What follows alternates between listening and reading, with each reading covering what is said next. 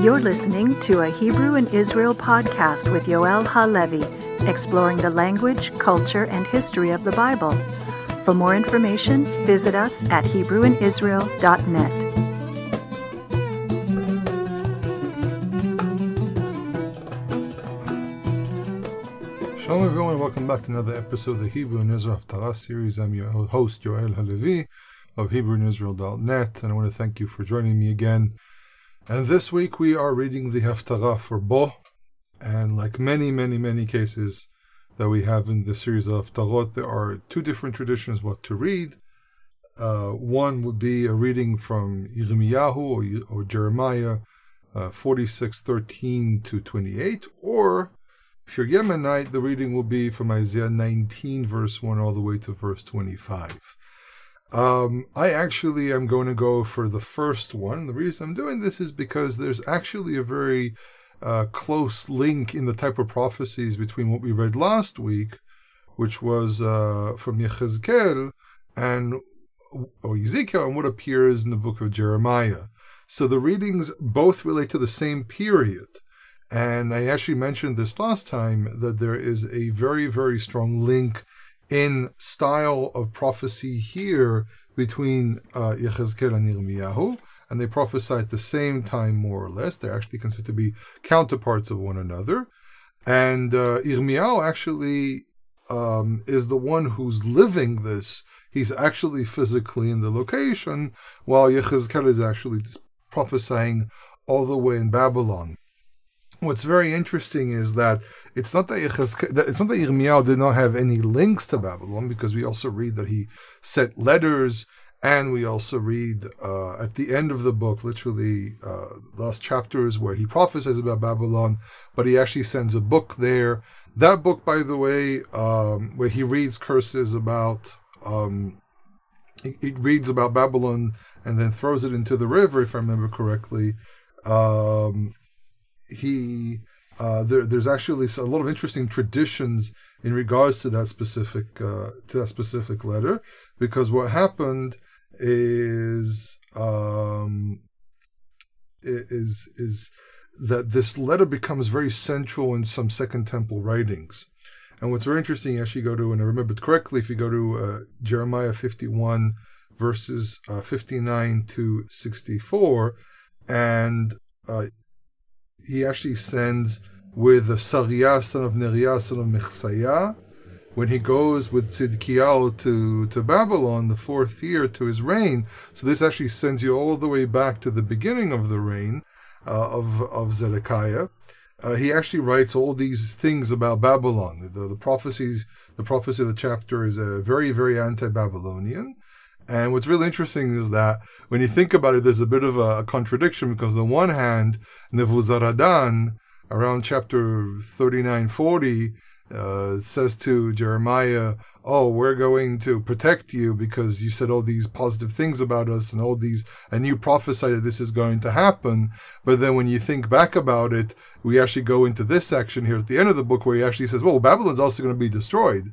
So this might have been something that the Babylonians had no idea this actually happened.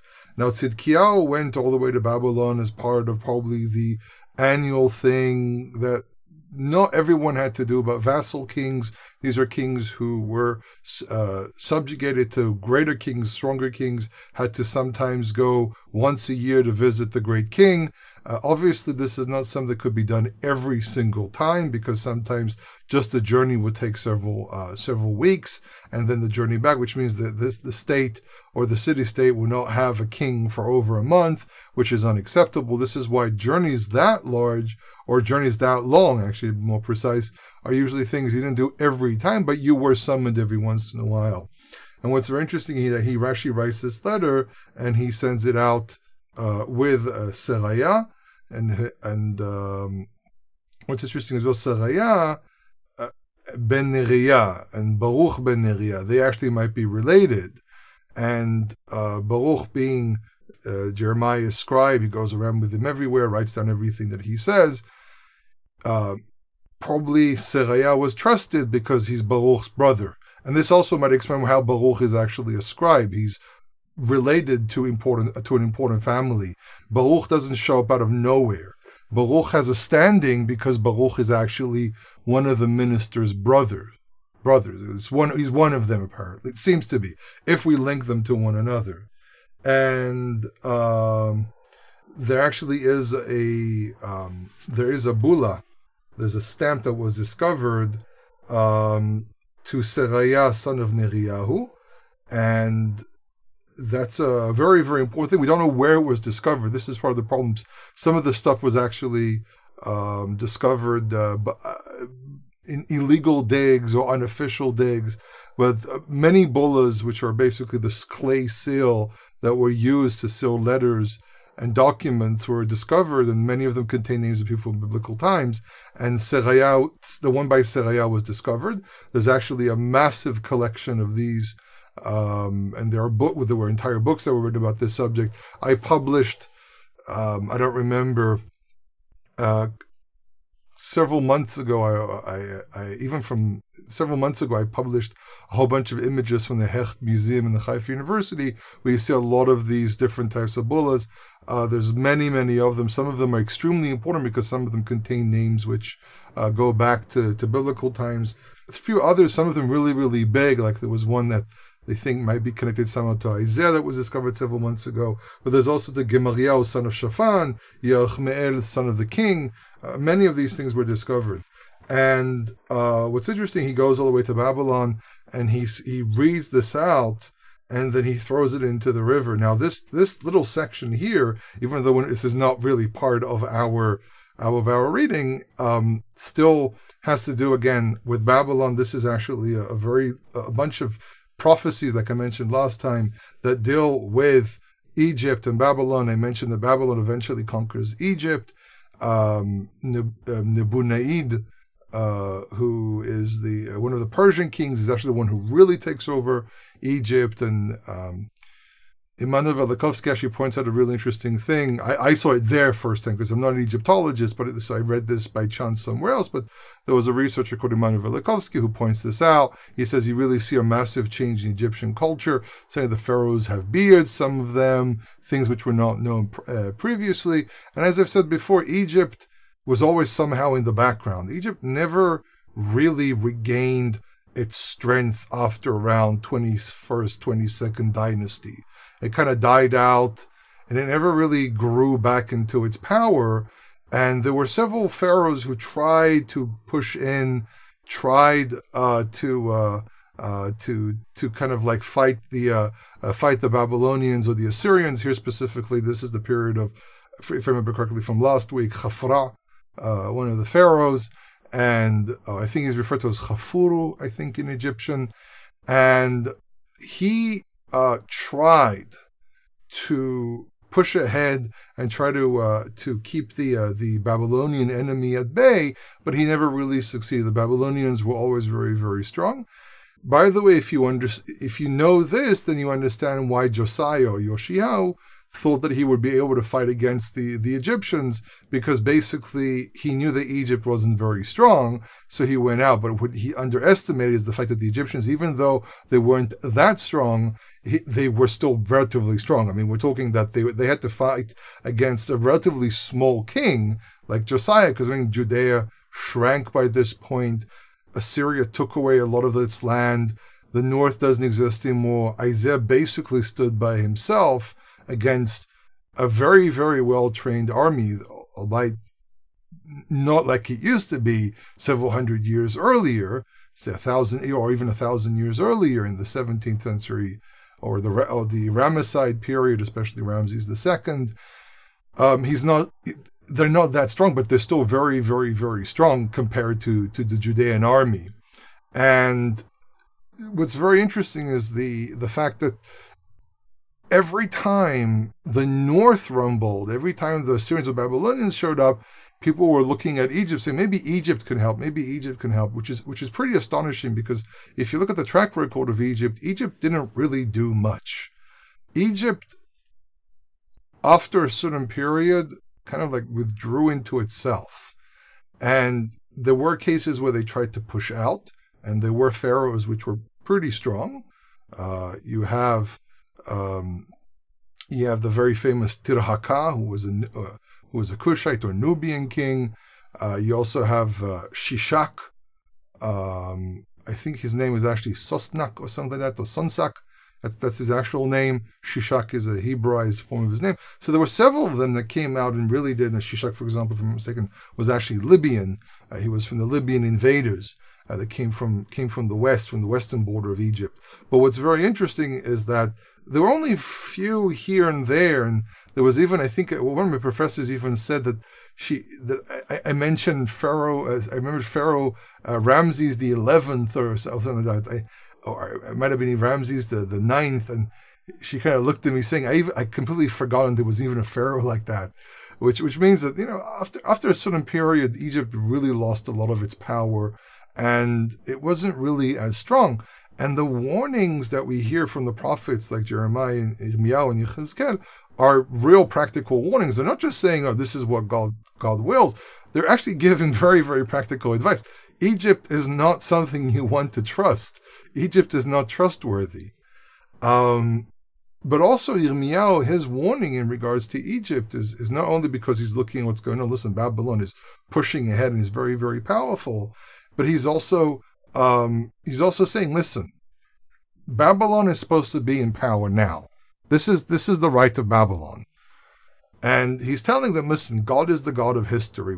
I've touched on this multiple times throughout the series, that God is the God of history, and he ordains people to be king and then takes them down.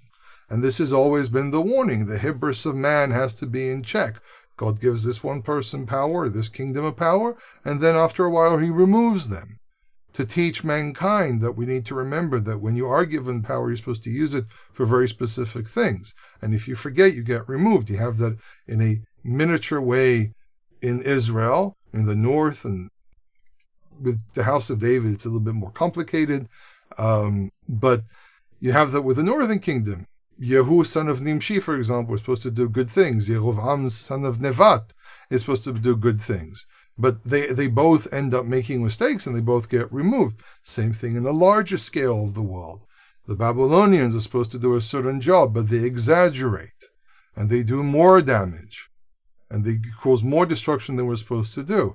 Egypt did in the exile, the 400 years, 250, 210, 420. There are different versions, 430, different versions of how long Egypt was in Egypt, how long Israel was in Egypt.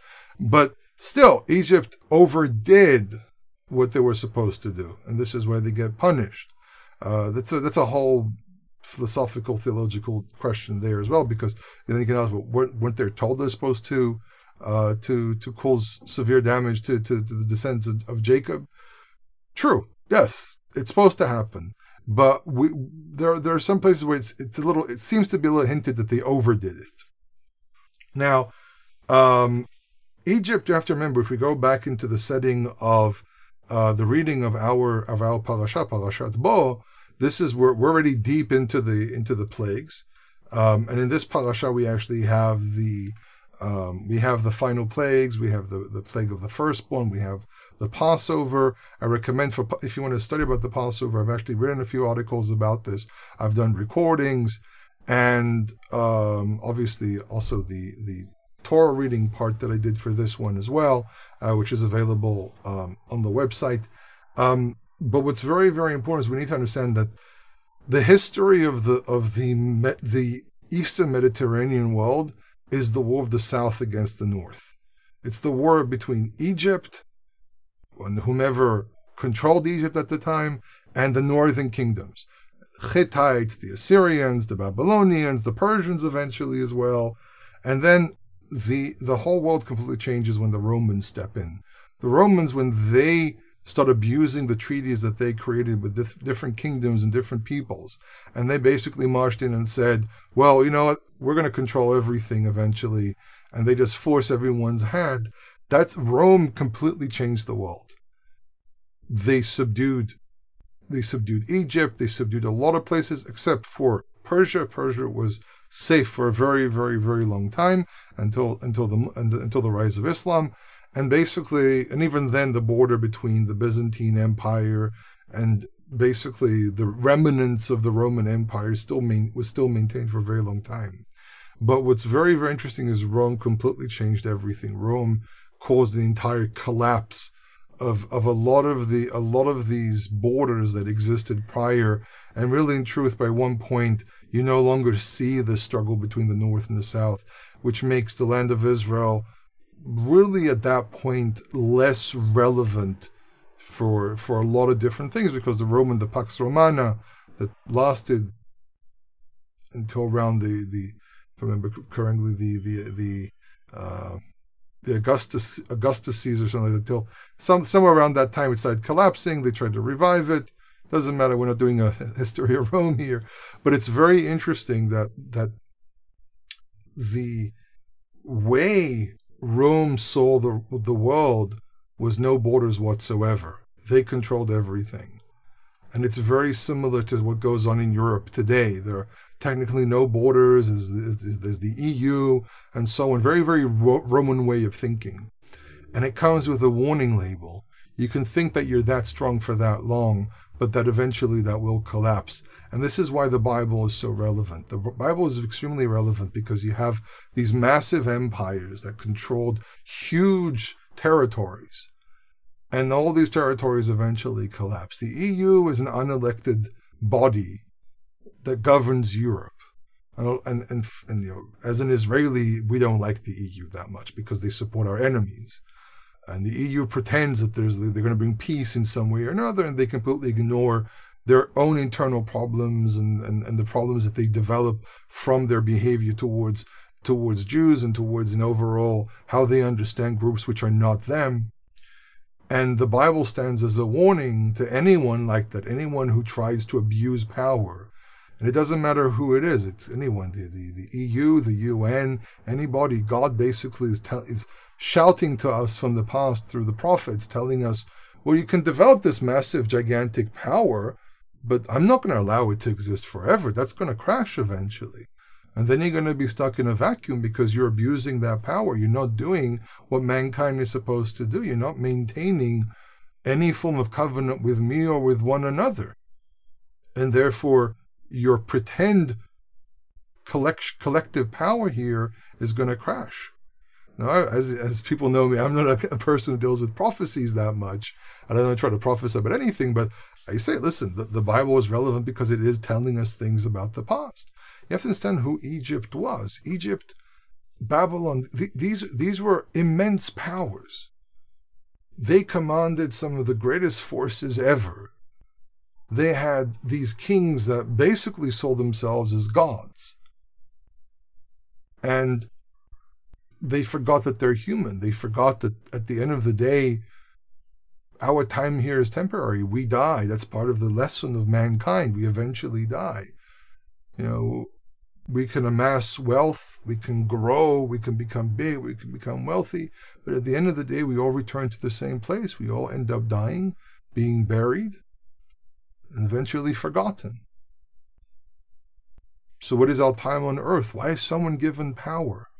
Why does God give power? So there was this interesting discussion that I once attended in high school where our teacher asked, why does God make some people rich and some people poor?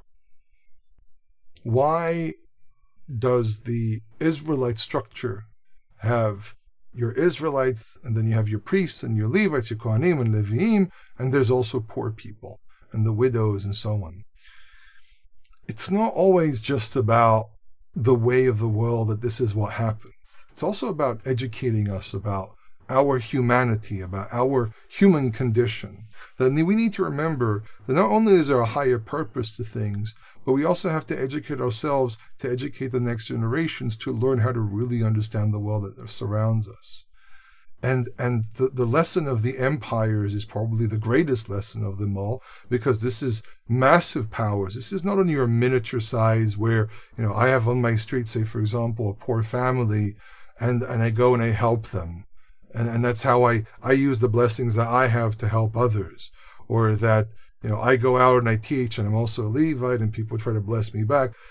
We're not talking only about this miniature way of working. We're also talking about the larger scale things. Look what the larger scale things do.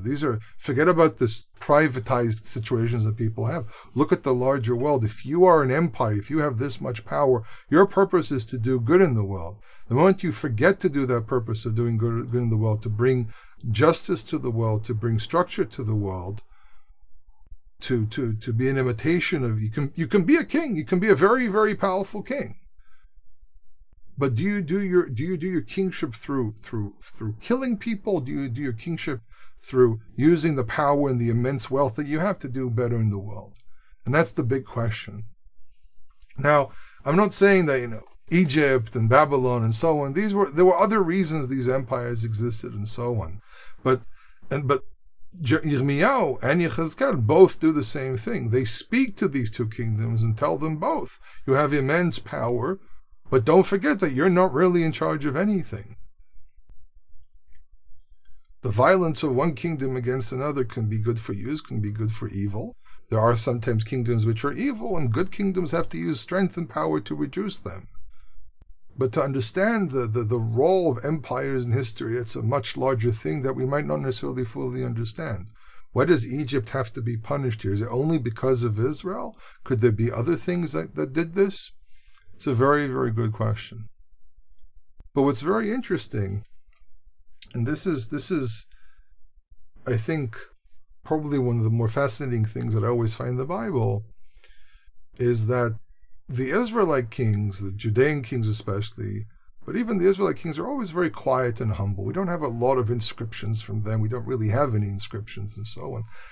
And I think I pointed this out before, that we need to understand that the kings of Israel, Judah and Israel, both understood that there's a higher power and a higher purpose. And it's not about them. I think even the wicked kings still came from that culture, understanding that you can worship these gods and so on, but you still have to remember you're a human being. You're not a god. And this is what the story of the Exodus is also partially about. It's not just about the fulfillment of covenant and the process of getting there. It's also the issue of God proving that he is the God of history and proving to mankind you're just human. Don't allow your hubris to take over. So God puts two very strong, or two kingdoms, one against the other, to also make this point. So we start off here with verse 13. This is very similar to the reading that we did last time from Yechezkel 28. And it says, so here in Yirmiyahu 46, Hadavar asher diber Adonai el Yirmiyahu hanavi, the word of the Lord, that the Lord spoke to Jeremiah the prophet, Levo Nebuchadnezzar melech Bavel lakot et eretz Mitzrayim. When at the time, levo is being used as a verb, it also indicates time. At the time when Nebuchadnezzar, and I've spoken about this, the whole Reish and Nun switch, because Nebuchadnezzar, most people know as Nebuchadnezzar. I've pointed this out before, that because his name was Nabu Utsur, and there's a few other syllables there, Nun and Reish interchange here because there were two ways of pronouncing his name when it came to the Hebrew speakers. This is a very, very common cross-language situation that languages. No, it's the same thing with Shishak, and it might have been Shonshak or Shushnak or something like that. And Tirhaka is Tarhaka. Slight differentiation. Tarhaka actually is not that different than Tirhaka, but Shishak was a little different. Nebuchadnezzar, and so on. And for example, Bavel as well. Babel is really Babil, stuff like that. So in any case, when Nebuchadnezzar, king of Bavel, came to strike Egypt, so he says the prophecy, Hagidu ve'Mitzrayim. This is actually built from a lot of short clauses, each one of them presenting something else. It says Hagidu ve'Mitzrayim. I'm going to try to read this in a way where you get the segments. Hagidu ve'Mitzrayim ve'ashmiu be'migdol ve'ashmiu ve'nofu betachpanches imru hityatzev v'achen lach ki achla cherev sevivecha.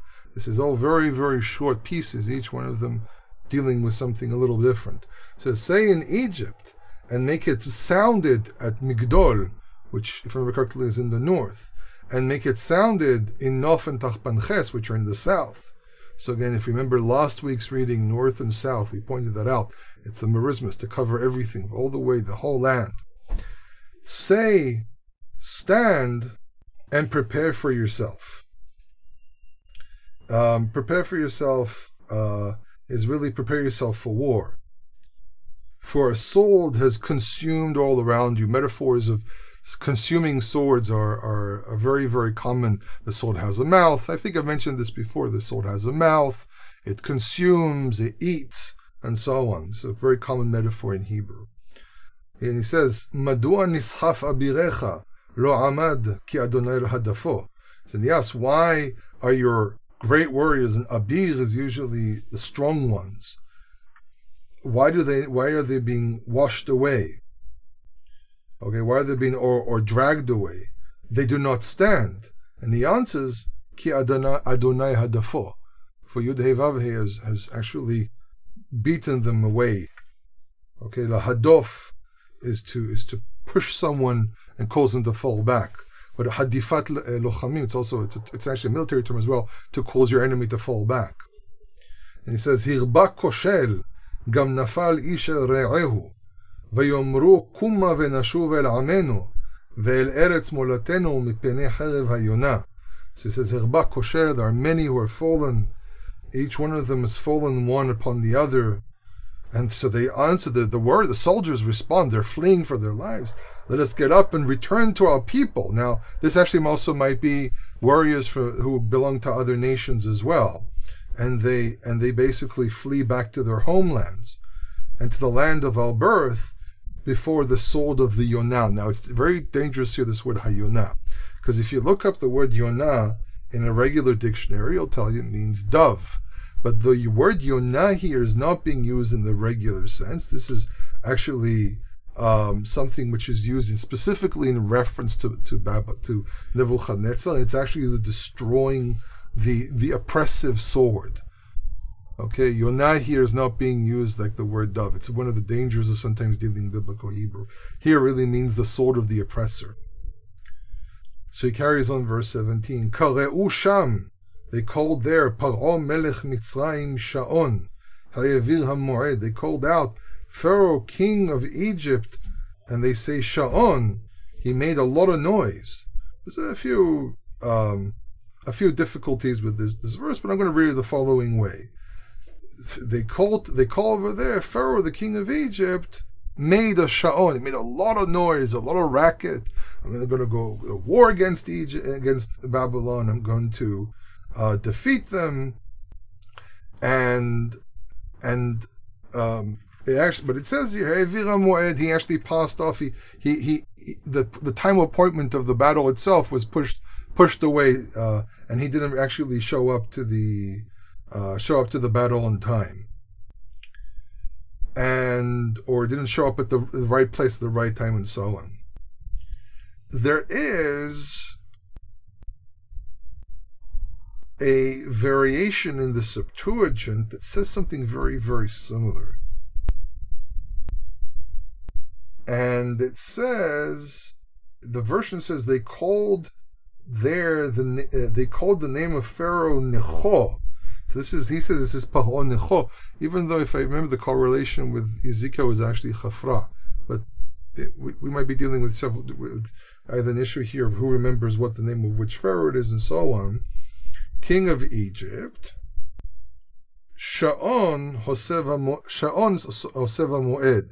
They actually name him the noisemaker who changed the time, the appointed time. So there's some similarity to this interpretation of the Septuagint, and I actually think the Septuagint gets it more or less right, except for maybe the name of the specific pharaoh. So it says in verse 18, Chayani. And by the way, I might have the name of the pharaoh wrong, but I remember last week I think I said it was Chafra, and if I'm not mistaken, there are several commentators who agree that it's Chafra. It might have been a different pharaoh. Again, there's I need to actually look it up a little bit more. Again, I'm not an Egyptologist, but I'm seeing here the Septuagint says Necho. I have commentators and researchers who say it's Chafra. Either way. So it says in verse 18, Chayani ne'um hamelech Adonai tzevot shemo. As I live, this is an oath formula which we've seen before. But he points out Ne'um HaMelech, the word of the king. He's making a point here. Pharaoh, you're not king. Nebuchadnezzar, you're not king. I am king. There's another place where, I think it's in Isaiah, where he says the master, the Lord, Ha'adon Yud-Hei Vav-Hei, where he says, I am the master, not you. It's the same thing here. The word of the king, the Lord God, the Lord Adonai Tzevot, Yud-Hei Vav-Hei Tzevot, the Lord hosts, his name. Usually it's Adonai Elohei Tzevaot, but here the term Elohei is missing, which might be compensated by the word Hamelech. Ki katavor beharim v'chachamel bayam yavo. It says, as Tavor is in the mountains. He's basically stating facts. He's saying Tavor is a mountain. Mount Tavor is, well, in today's standard, it's not a mountain, but it was a mountain back then. He says, and as Mount Carmel is in the ocean, I live not too far away from Mount Carmel. Mount Carmel has this section where it sticks into the ocean in comparison to, if you look at the map, you'll see there's a section of Mount Carmel that kind of sticks into the ocean. And he says, as these two things exist, this prophecy will come. Yavo. So he says to them, he calls it, now the prophet calls out to Egypt and he says, Kle gola asilach yoshevet bat Mitzrayim. Vessels of exile, prepare your bags, prepare your travel equipment for the exile, the dweller daughter of Egypt. Ki nof leshama tihyeh v'nitzeta me'en yoshev. For nof, nof should be, nof will be a desolate place to a point where it will be completely desolate and abandoned because no one will dwell there. Then he carries on and says, Egla yefeifiya Mitzrayim keretz mitzafon bava. So he refers to Egypt as a calf, as a beautiful calf, yefeifiya, that type of doubling, yefeifiya, the doubling of sudden sounds is very beautiful. Okay? It's very interesting. In modern Hebrew, when we sometimes double up words, like, for example, yerakrak, in biblical Hebrew, it actually means dark green, but in modern Hebrew, most people associate that with light green. Same thing with kahol and khalkhal. Kahol means blue, khalkhal is light blue, it's bluish. But here, yefeifiya, and in other cases where we double up certain sounds like this, it actually means very beautiful, very green, very blue, and stuff like that. And it says it is a very beautiful ox, very beautiful heifer. But it says keretz mitzafon bava. A keretz. It's a bit difficult to understand what the word keretz means, but keretz, in my opinion, actually relates to the old Babylonian word kartsum, which can also mean to cut something. So this might relate to the idea of kartsum can be to pinch something, to cut something. What we're really saying here is that a cutting, a slaughter knife is from the north is short. Bava, it's surely coming, doubling up here. Yefeifiya, bava. He's playing around with this, but he says it surely is coming. He says in verse 21, Gam sechirea vekirba ke'eglem marbek. כי גם המה הפנו, נסו יחדיו לא עמדו, כי יום אדם בא עליהם עת פקודתם. It says, even the ones that he has hired within her midst, he's talking about Egypt, are like the fattened cattle. For they also turned, they flee together, did not stand. For their day of Yom Ed is a day of sorrow, comes upon them the time of their appointment, et pekudatam, when they're being referred to by God, when they are being looked upon for God's reaction. Now, it's very interesting that he uses a scene here of slaughter of cattle, because what's very interesting is that the Egyptians actually would create scenes like this in their art, either on wall reliefs or even in models. I've actually seen models of slaughterhouses and so on. So Yirmiyahu is actually using a world of imagery that the Egyptians would immediately recognize. This is not something that will be foreign to them. And specifically slaughtering cattle and fat cattle was very, very known to them. It was so part of the world, they actually made artistry of it.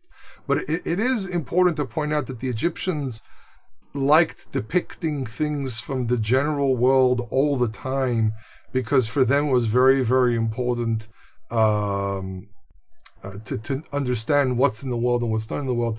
There's a really fascinating list that comes to mind. I can't remember what it's called. It's somewhere from around the 21st or 22nd dynasty, and it's a collection of words. And there's over 600 words in it, if I'm not mistaken. I think it's the onomasticon of Emenope or something like that, and it contains this list of things that exist, trees and wood and plants and so on. And the Egyptians were very, very obsessed with the issue of what is the world and what does it contain. They actually made a list of things of things that they knew that exist in the world. So for them to depict a slaughterhouse, even for us, is like, what are you depicting a slaughterhouse? It was part of their world, but he's using an imagery here that was part of the artistry anyhow. So none of this stuff is just out of nowhere. He doesn't choose. They didn't necessarily choose these metaphors just because they can. It connects. It's something that they can understand. And it says, "Kolah kenahash yelech, kivechayel yelechu vekardumot ba'u lach kehotve etzim." Her voice, her sound of Egypt is like a snake. A snake eventually, he creeps up on people. You don't hear him coming. And he says Egypt made a lot of noise, but now it's creeping around like a snake quietly. And there's a bit of a jumping around here of pronouns. For they went with an army. Now, the question is does this relate to Egypt, saying, well, they went completely quiet after they came with a gigantic army, or their enemies came as a gigantic army? They came with, and this is a metaphor that would fit more the north. So this is something that would fit more Babylon, because Babylon ruled the north where there were trees. Egypt had a problem. They didn't have trees. They always had to import trees. There's a very interesting papyrus called the Papyrus of Venamon, which is a little bit of a comic. There's a bit of a comic sense to that papyrus. It looks like an administrative papyrus, but the storyline sounds more like a narrative. But from this papyrus, we know this is one of the ways we know Egypt had to import wood from outside. They would send people to actually buy wood from the Phoenicians. So it's interesting that with Egypt, it talks about metaphors. Egypt even refers to a snake. Remember, the Egyptian crown of the unified kingdom had a snake on it. And again, Egypt, when Moses shows up, he throws a staff, it turns into a snake. There's a lot of mocking of Egypt here, both in the story of Moses and what he does here. It's like a snake. The snake is supposed to represent strength and power in Egypt, and here the snake represents just sneaking away, running away. But then for the north, the kingdoms from the north, specifically Babylon, they're described as wood choppers. They come with kardumot. Kardumot are, a kardom today is something you plow in the ground, but really it's something you strike with. It's basically a tool that you strike with, and therefore it's the same. It's the term here is actually for axes. So they come with axes to you, like wood, like timber choppers or like wood choppers or whatever. And he I think the other term is a lumberjack. I've actually seen videos of competitions of lumberjack competitions. It's pretty amazing what people can do with axes. There's a lot of artistry to how to actually cut a tree, where to pick your tree, how to cut it, where to start the cutting from. Apparently, this is a real art. But the other side of the fact that he mentions the term kardumot here is because we need to understand that the Babylonians also had an intolerance to the existence of anyone to some degree, that they were actually going to places and completely destroy them. The Assyrians practiced this in some places. For example, there's a place not too far away from the Kinneret, and Beit Saida, it's It's, I think, mentioned also in the New Testament, and we actually have probably imagery of the site being destroyed by the Assyrians. So he's not just describing chopping down trees; he's also talking about just they're going to come and destroy Egypt. But it says kirtu ye'arah, chop up, cut down its forest. Now, that's a bit of a funny thing because the Egyptians don't really have forests. So he's carrying on the metaphor of what a northerner would understand, people who live with forests. But we also have to remember that the Egyptians did have pillar structures, entire chambers that had a lot of rows of pillars in them. So that, for example, King Solomon builds Bet Ya'ar HaLevanon. He builds the house of the seed of Lebanon, which sounds a little bit like it was a room full of pillars, and maybe the pillars were actually made of wood and held up a ceiling. So he might be referring here to its forest, actually its palaces, its very luxurious palaces, which had a lot of pillars in them sometimes. He says, Ki rabu me'arbe ve'en lahem mispar, for they are as many as a locust, and there is no number to them. He says, the amount of enemies, to start with, Kirtu ya'arah ne'um Adonai, ki lo yehaker. Cut off its forest, the word of the Lord, for it would not be counted. Now, what won't be counted here is probably the size of the army of the enemy, because then we read, Ki rabu me'arbe ve'en lahem mispar, for they are as many as locusts, and they have no number. So it says in verse 24, Hovisha bat Mitzrayim nitena beyad am tzafon. The daughter of Egypt has become ashamed, for she has been given in the hand of the people of the north, which is Babylon. So this is kind of like a summary of Egypt's situation. But then it doesn't end just there. He has to make the point about the gods as well. And this is also where we read this, because when we go, we have to remember everything in the ancient world, there was no such thing as secular. It was only religious. And everything was connected somehow to the gods, and everything was somehow related to the gods doing this, the gods doing that. And if you're defeated, your gods are defeated as well. The whole story of the plagues of Egypt, it's God defeating the gods of Egypt. And every time a nation was defeated, there was the possibility of adopting the god of the defeating nation, or hoping to come back and their god will be considered a god that's resurrected and comes back. Oh, not resurrected, but a god that's not completely defeated. This is actually contrasted in Jeremiah and Isaiah and Ezekiel, because they always say, Israel's going to return. And the return of Israel is also a sign that the God of Israel is still there, is still standing. So to other nations it was, if the Israelites were defeated, then therefore we have also defeated their God. And there's also a very interesting Dead Sea Scroll that talks about kings that kind of looked down at Israel and also refer to the God of Israel being defeated. There, he actually refers to him as Melech Gadfan. This is one of the a blaspheming king, and it relates to Sancheriv. It relates also to Antiochus IV. But part of the whole idea of the gadfanut, of the blasphemy, is the fact that the blasphemy came from the principle that we've defeated you and therefore we've defeated your God. And Isaiah, Jeremiah, Ezekiel, the prophets, looking at times of intervals of destruction and everything, say, no, it's not going to end. We're going to come back. And our return is a sign that the God of Israel still is the God. And the fact that the Jewish people are still around is a sign that the God of Israel is still around. So the last part is also in relation to the defeat of Egypt, not from just the physical aspect, but also from the spiritual aspect. And he says, Amar Adonai Tzevaot Elohei Yisrael, using a full title, says Yud Hei Vav Hei, host, the God of Israel. Not just God, Elohei Tzvaot.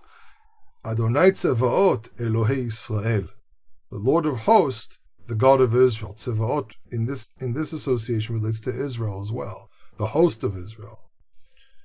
The Israel is God's host, and therefore if Israel is still around, therefore God is still God.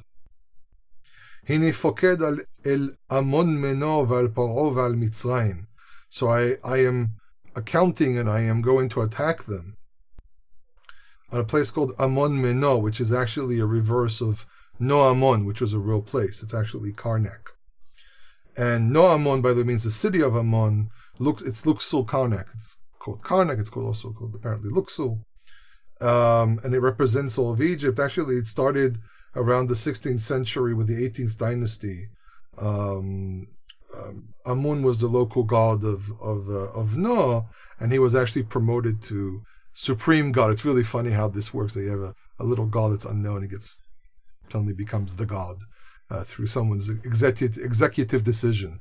And not the first time this happens, by the way. There's actually a very long list of kings that did stuff like this. So upon Amon Meno, which is No Amon, upon Paro and upon Egypt, Val Elohea, Val Melachea, upon its gods and its kings. Why? Get gods we can understand. Why kings? We need to understand that the way Egyptian structure worked, there were the great pharaohs, but there were also local kings and people who grew in stature depending on the situation. There was actually periods where there was two pharaohs, one in the north, one in the south. There were times where there was no real actual pharaoh, and local chieftains were actually the kings of the area. So when he talks about this, he's talking about probably a period where Egypt had one pharaoh, but there were a lot of other local chieftains that had a lot of power. And it says, Va'al Paro v'ala botchim bo, upon Pharaoh and those who put their trust in him. So he goes back to Pharaoh again to emphasize him.